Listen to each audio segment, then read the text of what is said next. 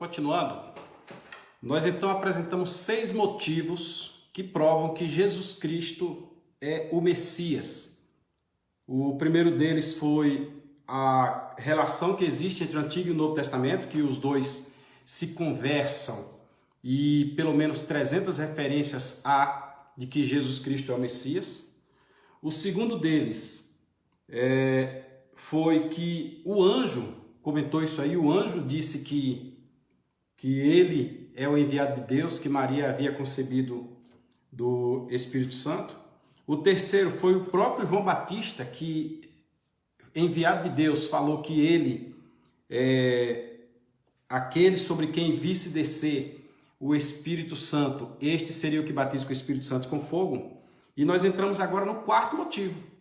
O quarto motivo, os próprios demônios dão testemunho de que ele é o enviado de Deus, de que ele é o Messias, que eles então o reconhecem. Está escrito assim no Evangelho de Mateus, no capítulo 4, no versículo número 3. E chegando-se a ele o tentador disse: se tu és o Filho de Deus, manda que estas pedras se tornem pães. Olha o reconhecimento de Satanás. Tu és o Filho de Deus. Ele disse se tu és, mas por que ele não disse se tu és o filho de José? Por que ele não disse se tu és o filho de qualquer outro? Mas ele disse se tu és o Filho de Deus. Ele está então reconhecendo que Jesus Cristo é o enviado de Deus. Quando nós vamos para o mesmo Mateus, no capítulo 8, no versículo 29, nós temos: e eis que clamaram, dizendo: que temos nós contigo, Jesus, filho de Deus, viestes aqui atormentar-nos antes do tempo? Este é o episódio lá de Gadara, do endemoniado gadareno. E o que nós extraímos daqui? Nós extraímos daqui que os demônios reconhecem que ele não era um homem qualquer, que ele não era uma pessoa comum, que ele era o Filho de Deus. O quinto motivo é que o próprio Jesus diz isso a seu respeito. Se você prestar atenção lá no que está escrito no Evangelho de João, capítulo 12, versículos 27 e 28, está escrito assim: agora a minha alma está perturbada. E que direi eu? Pai, salva-me desta hora, mas para isto vim a esta hora. Observe bem que o texto diz: Pai, salva-me desta hora. Aí ele mesmo diz: não, para isto eu vim. Se eu vim para esta hora, eu sou enviado de Deus. Logo, Jesus Cristo está mostrando aqui que ele é o Messias. Vamos mais à frente, o versículo seguinte, 28, diz: Pai, glorifica o teu nome. Então veio uma voz do céu que dizia: já o tenho glorificado e outra vez o glorificarei.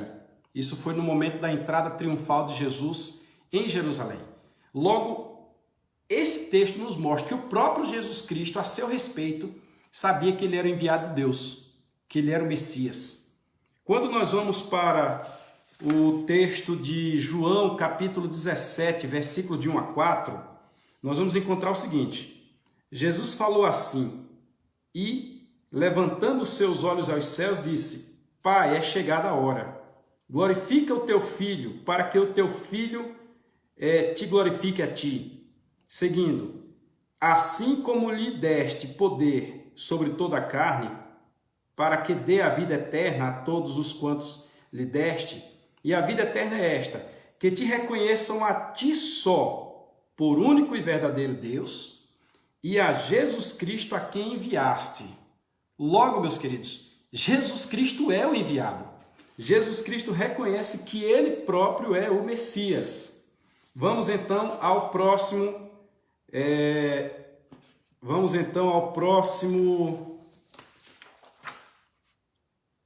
motivo. São 6 motivos. Vamos agora para o motivo de número 6, justamente o número 6. E no motivo de número 6, nós temos justamente o próprio Deus dizendo acerca dele. Diz assim: e eis que uma voz dos céus lhe dizia: este é o meu Filho amado, em quem me comprazo. A nenhum outro foi dito isto. Acerca de nenhum outro foi dito isto. Logo, Deus também reconhece. Então nós temos o Antigo Testamento, nós temos os demônios, nós temos, não o anjo, nós temos João Batista, nós temos os demônios, nós temos o próprio Jesus Cristo, nós temos Deus reconhecendo isso. No Evangelho de Marcos, capítulo 9, versículo 7, está escrito: e desceu uma nuvem que os cobriu com a sombra. E saiu da nuvem uma voz que dizia: este é o meu filho amado, a ele ouvi. Este foi o episódio da transfiguração. O episódio anterior foi o episódio do batismo.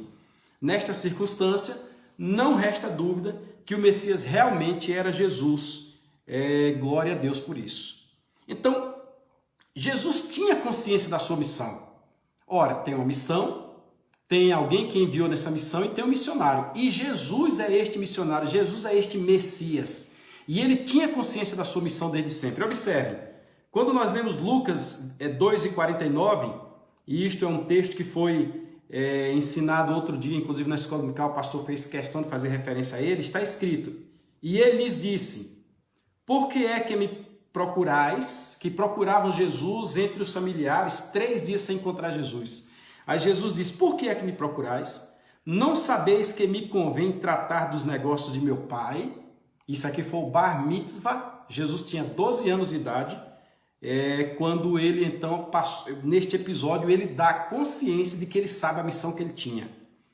Em Lucas 4:43, está escrito: ele, porém, lhes disse: também é necessário que eu anuncie às outras cidades o evangelho do reino de Deus, porque para isso fui enviado. Observe, é necessário e fui enviado.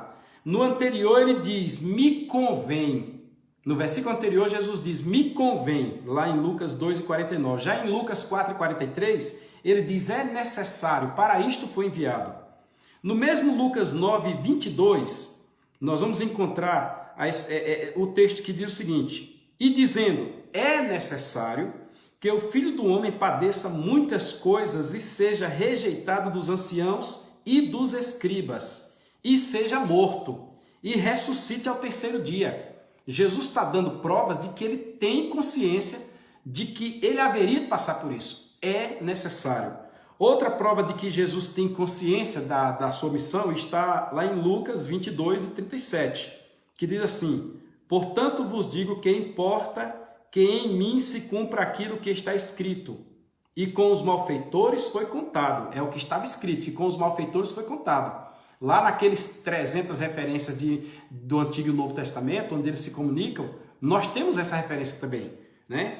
Porque o que está escrito de mim terá cumprimento. Jesus tem plena consciência disso. Vamos ao próximo versículo, que está em João 3:14. E como Moisés levantou a serpente no deserto, assim importa que o Filho do Homem seja levantado. Por essa circunstância, gente, a gente fica consciente de que Jesus tinha ciência, Jesus tinha plena ciência da sua missão aqui na Terra. Sendo assim, o Tetelestai, ele dá a ideia de um ato praticado que foi cabal, um ato pleno, um ato completo. Ele também dá a ideia de um ato que um ato igual nunca foi feito. Nós temos os sacrifícios de animais, os holocaustos, sacrifícios de bode, mas nenhum deles, segundo o escritor aos Hebreus, nenhum deles foi tão suficiente quanto o sacrifício praticado por Jesus Cristo. E a última ideia do Tetelestai é que não há necessidade de ser repetido, logo é um ato cabal, um ato que nunca houve igual e um ato que não há necessidade de ser repetido. Já entrou aí o Elinaldo, Edivaldo Almeida. Edivaldo, Pai do Senhor, Deus te abençoe. Pensei que era o Elinaldo Barbosa, quando eu olhei rápido assim, me enganei aqui, mas Deus te abençoe, lá em Lagoa da Confusão. Quando Jesus então pronuncia esta frase, antes dela ele faz uma sequência de outras frases. Nós já dissemos que esta foi a penúltima frase e aqui nós temos a relação das outras frases que ele pronunciou. A primeira frase que ele pronunciou foi: Pai, perdoa-lhes, porque não sabem o que fazem. Lucas 23:34. Esta foi a primeira frase. A segunda foi: hoje estarás comigo no paraíso. Lucas 23:43. A terceira frase foi: mulher, eis aí teu filho. Filho, eis aí tua mãe. São frases que foram desenvolvidas desde as 9 horas da manhã a terceira hora do dia, quando ele foi crucificado, até próximo da hora em que ele rendeu o seu espírito, até próximo das 3 horas da tarde. A quarta frase foi Eloi, aliás, a frase anterior está em João 19, 26. A quarta frase foi Eloi, Eloi, lama sabachthani, que é um texto em aramaico que quer dizer Deus meu, por que me desamparaste? Até perguntaram, acharam que Elias ia livrá-lo ali. Vamos ver se Elias vem livrá-lo. Aí a quinta frase foi, tenho sede. E aqui eu quero te chamar a atenção para algo muito importante, porque o Tetelestai dá a ideia de uma missão que foi cumprida. Missão dada, missão cumprida. E ele do nada, parecendo que totalmente fora de propósito, Jesus diz, tenho sede, João 19, 28. A outra palavra foi, tudo está consumado, que é o Tetelestai. E a última foi, Pai, em tuas mãos entrego o meu espírito. Eu recordo de um professor de faculdade que ele disse que o nosso Jesus morreu incrédulo, quanto o Sócrates dele morreu crente, porque Jesus teria dito, Deus meu, por que me desamparaste? E Sócrates teria dito, pague os meus votos ao Deus da medicina. Aí nós tivemos uma pequena discussão em sala de aula, eu digo, não acredito que o senhor não conhece isso. Jesus falou, em tuas mãos entrego o meu espírito. É uma situação muito interessante, porque quando você não lê a Bíblia Sagrada, você não consegue perceber os detalhes que estão ali inclusos. E este detalhe da quinta frase, tenho sede, você vai encontrar em João 19, de 28 a 30. Agora preste atenção. Eu disse que pelo menos 300 referências há de que ele é o Messias. Nós temos em Isaías 61 a missão dele, o que ele veio para fazer, e ele disse que isso se cumpriu quando ele leu o rolo do profeta Isaías. Mas quando nós chegamos aqui, neste ponto agora, olha que maravilha. Jesus sabia de tudo que tinha sobre ele. Jesus disse, é necessário que seja crucificado, é necessário que morra, é necessário que ressuscite. Mas no capítulo 19 de João, no versículo 28, presta atenção. Depois, sabendo Jesus que já todas as coisas estavam terminadas, para que as Escrituras se cumprissem, disse, tenho sede. É interessante que só faltava este aqui para se cumprir até aquele momento. Alguns outros cumpririam depois, que ele morreria, que ele passaria 3 dias no seio da terra, que ele ressuscitaria. Esses são posteriores. Mas aqui, o outro que os ossos não seriam quebrados. Mas até aqui faltava justamente essa parte que diz, tenho sede. E quando nós vamos lá, para aquela nossa relaçãozinha grande, você vai para a referência de número 109 desta relação aqui. A referência de número 109, deixa eu ver se é isso mesmo. 106, tá aqui, ó, na referência do número 106, ó, presta atenção aqui, eu até coloquei de vermelho, tá aqui, escrito, ao Messias seria oferecido fel e vinagre. Salmo 69, verso 21, a parte A, e o cumprimento está justamente no Novo Testamento. Nós acabamos de citar João, que nós estamos usando o texto de João, mas está também em Mateus 27 e 34. E aqui, gente, é muito importante nós falarmos sobre isso aqui, porque ele disse, Jesus parou na cruz, fez uma análise do que tinha sobre ele, e ele disse, falta uma. Por isso que ele disse, tenho sede. Aí neste momento agora, boa noite, Laila, neste momento agora, eles trouxeram vinagre até ele, nós até temos aí uma outra live no YouTube, busque lá e assista, o vinagre imposto a Jesus. Quando ele diz, tenho sede, aí agora levaram o vinagre no sopo até a boca dele, um texto diz que ele tomou, outro texto diz que ele não tomou, não faz diferença. Mas o importante é que nesta hora ele então dá um grande brado, ele diz, está consumado, ou seja, tetelestai.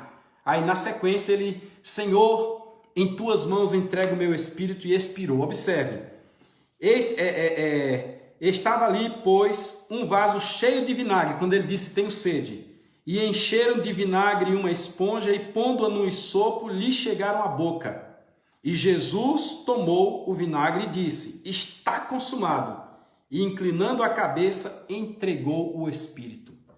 Isso aqui é muito forte, porque já estava tudo escuro naquele momento ali, se você prestar atenção, o grito de Jesus espantou, porque desde o meio-dia que a natureza não suportou aquilo ali, o sol não brilhou. Está lá em Mateus 27:45.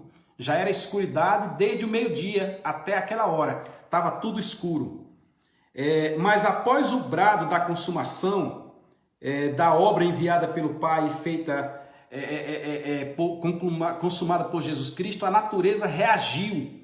Nós vamos ter uma relação que está em Mateus 27:51-53, que diz: o véu do templo se rasgou em dois, e é interessante que o véu não estava lá, o véu estava a 1 quilômetro de distância. É como se Mateus, ele saísse de lá do Monte Caveira e fosse até o templo, e visse o véu rasgando e voltasse do templo para registrar o restante dos acontecimentos. Então o véu do templo se rasgou em dois, de alto a baixo, tremeu a terra tremeu, deu um terremoto, fenderam-se as pedras, a natureza começou toda a reagir. Aí no verso seguinte diz: abriram-se os sepulcros que tinham lá com pedra, abriram todos eles, ficaram todos abertos, e muitos corpos de santos, pessoas que haviam morrido naquele momento, que dormiam, foram ressuscitados. Alguns dizem que esta ressurreição foi posterior, não interessa, Jesus morreu, eles ressuscitaram. E uma coisa interessante que eu aprendi esta semana é que enquanto Jesus estava na cruz, os ladrões não morreram. Isto me chamou a atenção. Enquanto ele estava na cruz, os ladrões não morreram. Aí alguém perguntou: por que os ladrões não morreram? A resposta é que onde Jesus está tem vida. Eu sou a ressurreição e a vida. Ressurreição para quem está morto e a vida plena para quem está vivo. No dia do arrebatamento ele será a ressurreição, no dia do arrebatamento ele será a vida. Olha que coisa interessante. Onde Jesus estava, tinha um morto, Jesus ressuscitava. Jesus chegava, tinha algum morto, ele ressuscitava. Ele não deixava a pessoa morta, subjugada pela morte, e ele nunca, ninguém morreu na frente dele. Sendo assim, abriram-se os sepulcros, porque ele chegou, e muitos corpos de santos que dormiam foram ressuscitados. E saindo dos sepulcros, depois da ressurreição dele, eles saíram do sepulcro, passaram o período ali, saíram do sepulcro depois da ressurreição dele, entraram na cidade santa e apareceram a muitos. Tinha muita gente que tinha morrido e o pessoal viu essas pessoas. Está lá em Mateus 27:51-53. Aí seguindo aqui, a natureza, depois que ele deu o tetelestai, depois que ele disse: está consumado, a missão foi dada, a missão está cumprida. A natureza reagiu para dar um testemunho acerca disso aí, e a partir de então, todos os que reconheceram que ele é o Filho de Deus e que veio ao mundo para salvar, tiveram a condição de ser salvos por ele. Naquela ocasião, Mateus 27:54, o centurião e os que com ele guardavam a Jesus, vendo o terremoto e as coisas que haviam sucedido, tiveram grande temor e disseram: verdadeiramente este era o Filho de Deus. Tais acontecimentos vieram para que os homens tivessem condição de reconhecer que Jesus Cristo é o Messias, que Jesus Cristo é o Filho de Deus. E o centurião mostra isso bem claro quando ele faz essa declaração. Então, para nós concluirmos, já que o tetelestai tem dois sentidos, o primeiro é de uma missão dada, missão cumprida, e o segundo é o pagamento total de uma dívida, João disse que ele fez muito mais, não foi só isso que Jesus Cristo fez, isso aqui é o registro de uma obra que ele concluiu, mas João disse, ele fez muito mais, que se fosse registrar em livros, nem o mundo inteiro cabia. Aí João diz também que ele foi rejeitado pelos seus, que são os judeus. Todos os que receberam terão o direito de serem feitos filhos de Deus, a saber os que creem no seu nome. Evangelho de João, capítulo 1, versículos 11 e 12. Ou seja, gente, glorificado seja o santo nome de Jesus, porque o tetelestai é uma declaração de que está consumado, que a obra da cruz foi feita, que a missão que foi dada foi cumprida. Mas aí vem a segunda parte, que nós dissemos que o tetelestai é tanto está consumado o cumprimento de uma obra, como é o pagamento total de uma dívida. A dívida que era contra nós nas Escrituras, Jesus então arriscou, cravou nela o tetelestai, porque era costume naquela época, a pessoa devia, então na hora que ele pagava a conta, escrevia-se embaixo tetelestai e ia lá no umbrais da porta da casa da pessoa que antigamente era devedora e agora pagou sua conta, e o servo ia lá e prendia isso no umbral da porta para que todos soubessem, fosse publicado, que aquela conta estava paga. Aí o apóstolo Paulo nos presenteia com um texto que está em Colossenses capítulo 2, versículos de 12 a 14, e diz da seguinte forma: sepultados com ele no batismo, nele também ressuscitastes pela fé no poder de Deus, que o ressuscitou dentre os mortos. Seguindo, e quando vós estáveis mortos nos pecados e na incircuncisão da vossa carne, ele vos vivificou com ele, perdoando-vos todas as ofensas. Estava morto, estava vivendo segundo os rudimentos da lei, mas ele então nos vivificou com ele, perdoou-nos as ofensas. Aí ele arremata no versículo 14, que diz bem assim, capítulo 2, versículo 14 de Colossenses: havendo riscado a cédula que era contra nós nas suas ordenanças, a qual de alguma maneira nos era contrária, e atirou do meio de nós, cravando-a na cruz. Sendo assim, eu glorifico o nome de Jesus, eu fico muito feliz, espero que esta explicação do que é Tetelestai te auxilie, porque ele é o Messias, ele cumpriu a sua obra e ele pagou toda a nossa dívida. Louvado seja o nome do Senhor. Ficamos então por aqui agora, vamos descansar porque já está tarde, infelizmente eu fui interrompido na live e só agora consegui retornar, mas breve nós estaremos fazendo outro tema que nós anunciamos, que é o Ego em mim. Então Deus nos abençoe, esse vídeo estará logo mais no YouTube, vá lá, compartilhe, curta, dê um joinha, envie para alguém, se inscreva no canal e vamos aprender a palavra de Deus. A paz do Senhor a todos, Deus abençoe, Tetelestai, está consumado.